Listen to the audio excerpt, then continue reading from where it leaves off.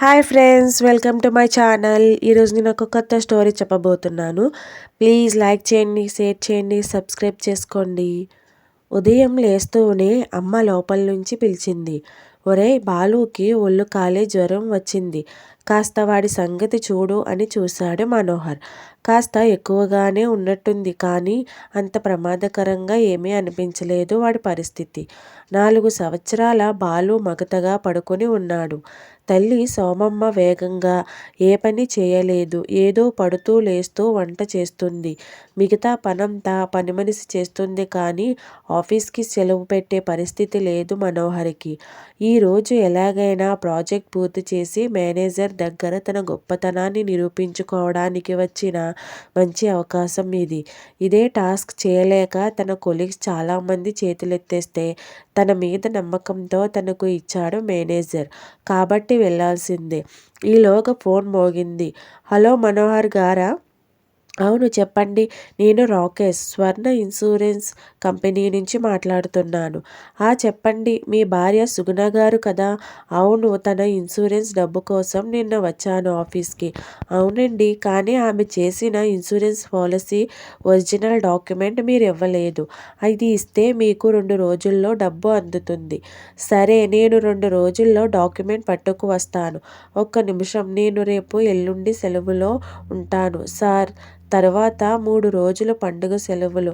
ఆ తరువాత మేనేజర్ గారు హైదరాబాద్ వెళ్తున్నారు, కాబట్టి మీరు డాక్యుమెంట్ ఈరోజు ఇస్తే మంచిది. లేదంటే మరో 15 రోజులు ఆగాల్సి ఉంటుంది.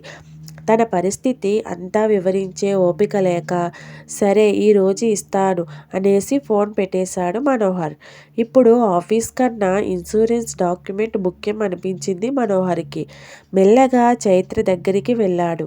ప్రతిరోజు మా అమ్మకి చేదోడు వాదోడుగా ఉంటూ తమ్ముణ్ణి రెడీ చేసి తాను రెడీ అయ్యి బస్సు కోసం వెయిట్ చేస్తూ సిద్ధంగా ఉండేది చైత్ర. కానీ ఈరోజు తను కూడా కొంచెం బద్ధకంగా ఉంది. మెల్లగా తట్టి లేపాడు. డాడీ, నేను ఈరోజు స్కూల్కి వెళ్ళను గారంగా చెప్పింది. సరే తల్లి, నీ ఇష్టం, కానీ నాకు ఒక సాయం చెయ్యి. చెప్పండి డాడీ. తమ్ముడికి ఒంట్లో బాగాలేదు, కాస్త చూస్తూ ఉండు. నేను మన పాత ఇంటికి వెళ్ళి అమ్మ ఇన్సూరెన్స్ చేసిన పాలసీ డాక్యుమెంట్ తీసుకొస్తాను, సరేనా? తమ్ముడికి ఒంట్లో బాగాలేదు అనగానే ఒక్కసారిగా ఆందోళన పడిపోయింది చైత్ర. ఏమైంది డాడీ వాడికి? ఆమె గొంతులో అప్పుడే ఆందోళన. ఏం కాదు తల్లి, కొద్దిగానే. సరే డాడీ, కానీ మీరు ఇలాంటప్పుడు వెళ్ళడం అవసరమా? ముందు వాడిని డాక్టర్ గారికి చూపించి అప్పుడు వెళ్ళొచ్చు కదా ప్లీజ్. కొంచెం అర్జెంట్ తల్లి అని ఎలాగోలాగో ఒప్పించి, అమ్మని కూడా ఒప్పించి మేనేజర్కి సెలవు కోసం ఫోన్ చేసి పాత ఇంటికి బయలుదేరాడు మనోహర్. భార్య సీత 2 నెలల క్రితం హఠాత్తుగా విషజ్వరం సోకి మరణించింది. కొన్ని రోజుల పాటు ఆ ఇల్లు వదిలిపెట్టి ఇంకో ఇంట్లోకి వచ్చేశారు. కానీ పాత ఇంటి ఓనరు ఆ ఇంటిని ఎవరికీ అద్దెకి ఇవ్వకపోవడంతో కొన్ని పెట్టెలు, బీరువాలు అక్కడే ఉంచేశారు. ఇప్పుడు ఎన్ని వెతకాలో ఏమిటో అనుకున్నాడు మనోహర్. అరగంట ప్రయాణం తరువాత పాత ఇంటికి చేరుకున్నాడు. ఇంట్లోకి అడుగు పెడుతూనే దిగాలుగా అయిపోయింది మనోహర్ మనసు. ఏదో తెలియని బాధ గుండెల నిండా నిండిపోయింది. తనని సీత పిలుస్తున్నట్టు, మాట్లాడుతున్నట్టు ఏవేవో ఊహలు. ఇల్లంతా ఒకప్పటి శోభను, సంతోషాన్ని కోల్పోయింది. అచ్చం తనలాగే డ్రెస్సింగ్ టేబుల్ మీద తమ ఫోటో, తానిచ్చిన గోల్డ్ చైన్ చూపిస్తూ సీత నవ్వుతూ ఫోటో వెళ్ళెప్పుడు ఇవి కూడా తీసుకెళ్ళాలి అనుకున్నాడు. ఈలోగా మళ్ళీ ఫోన్ మోగింది. డాడీ, నేను. తమ్ముడికి మామ మందు వేసింది, కానీ ఇంకా తగ్గలేదు. మీరు త్వరగా రండి. చైత్ర కంగారుకి కాస్త ఇబ్బంది పడినా తమాయించుకున్నాడు మనోహర్. వచ్చేస్తున్నా, సరిగ్గా గంటలో అక్కడ ఉంటా అని ఫోన్ పెట్టేశాడు. భార్య బట్టలు బీరువా, అల్మారా అన్నీ వెతికాడు. దొరకలేదు. ఎక్కడ పెట్టి ఉంటుందో గుర్తు రావట్లేదు. ఇంతలో బీరువాలో ఇంకో అర తీశాడు. అందులో అన్ని పాత డైరీలు ఉన్నాయి. ఒకవేళ ఏదైనా డైరీలో మడతపెట్టి పెట్టిందేమో అనే సందేహం వచ్చింది. సీతకి డైరీ రాసే అలవాటు ఉంది. దాదాపు ఏ రోజు తాను డైరీ రాయడం మానలేదు. అవును, ఆఖరి రోజుల్లో కూడా తాను డైరీ రాసే ఉంటుందా? ఏం రాసి ఉంటుంది? చదవాలనిపించింది. వెంటనే ఆ సంవత్సరం డైరీ తీశాడు. ఈలోగా మళ్ళీ ఫోన్. ప్లీజ్ చైత్ర, ఒక్క అరగంటలో అక్కడ ఉంటాను అని చెప్పి ఫోన్ పెట్టేశాడు. సీత చనిపోయింది జూలై 22 సాయంత్రం. 2 రోజుల ముందు అంతా హాస్పిటల్లోనే ఉంది కాబట్టి డైరీ రాయలేదు. ఆఖరి పేజీ జూలై 19 రాత్రి రాసి ఉంది. ఈరోజు అసలు ఏమీ బాగాలేదు. పొద్దున్న లేస్తూనే చలి జ్వరం అనిపించింది. నీరసంగా కూడా ఉంది. ఎలాగోలాగా లేచి పిల్లల్ని రెడీ చేశాను. ఈయనకి చెప్పి హాస్పిటల్కి వెళ్దాం అనుకున్నాను. కానీ ఈయన ఎప్పటిలాగే చాలా బిజీ. ఉదయం నుంచి నా ముఖమే చూడలేదు. లేచింది మొదలు ఉరుకులు పరుగులు. నేను కూడా ఇబ్బంది పెట్టాలనుకోలేదు. ఆఫీస్కి వెళ్ళిపోయారు. ఇంకా రాలేదు. నాకైతే జ్వరం ఎక్కువగానే ఉంది. ఎంత రాత్రైనా ఈరోజు హాస్పిటల్కి వెళ్ళి చూపించుకోవాల్సిందే.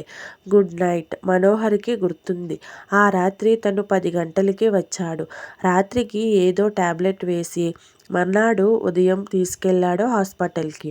అప్పటికి ఏమీ ఉండదులే, ఎందుకు కంగారు అనుకుంటూనే తన ఆ అలసత్వమే ఈ విషాదానికి కారణం. సందేహం లేదు, చిన్న అలజడు. మనసులో డైరీలో ప్రతి పేజీలో ఒక సూక్తి రాసి ఉంది. ఆ పేజీలో క్రింద ఉన్న వాక్యం, ధనం వెంట వెళ్ళేవారికి ధనము దక్కదు, సుఖము దక్కదు. అది చదవగానే మనోహర్ కళ్ళల్లో నీళ్లు ఆగలేదు. ఆ మాటలు ముమ్మాటికి తన గురించి రాసినవే. నిజానికి తాను సీతకు ఏ లోటు చేయలేదు. కానీ ఏం ప్రయోజనం? ఆపదలో స్పందించినప్పుడు డబ్బు, బంగారం జీవితాన్ని నిలబెడతాయా? ప్రాణాన్ని తిరిగి ఇచ్చే సిరి ఉందా? బంధాల్ని నిలబెట్టే ధనం ఉందా? తానెంత కళ్ళు మూసుకుపోయి ప్రవర్తించాడు. అక్కడే కూలబడిపోయాడు మనోహర్. దుఃఖం ఆగడం లేదు. ఒక్కసారి బాలు గుర్తొచ్చాడు. సీత తనకేదో చెప్తున్నట్టు అనిపించింది. వెంటనే ఇంటికి తాళం వేసి బయలుదేరాడు. బాలుని హాస్పిటల్లో చూపించి అన్ని టెస్టులు చేయించి ఇంటికి వచ్చేసరికి రాత్రి 9 అయ్యింది. తనకు ఏమీ లేదని తెలిసాక మనోహర్ మనసు కాస్త తేలిక పడింది. ఆ రాత్రి బాలుని తన దగ్గరే ఉంచుకోవాలని అనుకున్నాడు. ఇంకా కొంచెం జ్వరంగానే ఉంది వాడికి. తన చేతి మీద తల పెట్టుకుని పడుకున్నాడు. నిజానికి సీత విషయంలో తాను కొంచెం ముందే డాక్టర్కి చూపించి ఉంటే కాస్త బాగుండేదేమో. తన ఈగో, తన ధనదాహం ఇవే తనని తప్పుదారి పట్టించాయి. ముమ్మాటికి ఇది నిజం. తన కళ్ళల్లో నీళ్లు బాలు చూడకూడదు అనుకున్నాడు. రాత్రి 10 అయ్యింది. మళ్ళీ ఫోన్ మోగింది. స్వర్ణ ఇన్సూరెన్స్ కంపెనీ నుంచి. అదే ఏజెంట్. ఫోన్ శబ్దానికి కళ్ళు తెరిచాడు బాలు. ఫోన్ కట్ చేశాడు మనోహర్. స్విచ్ ఆఫ్ చేశాడు. నాన్నా, ఇక్కడే ఉంటారా? వెళ్ళిపోరు కదా? వచ్చి రాని మాటలతో ముద్దుగా అడిగాడు బాలు. లేదు నాన్నా, నీకు తగ్గేదాకా నీ దగ్గరే ఉంటాను, సరేనా? సంతృప్తిగా కళ్ళు మూసి పడుకున్నాడు బాలు.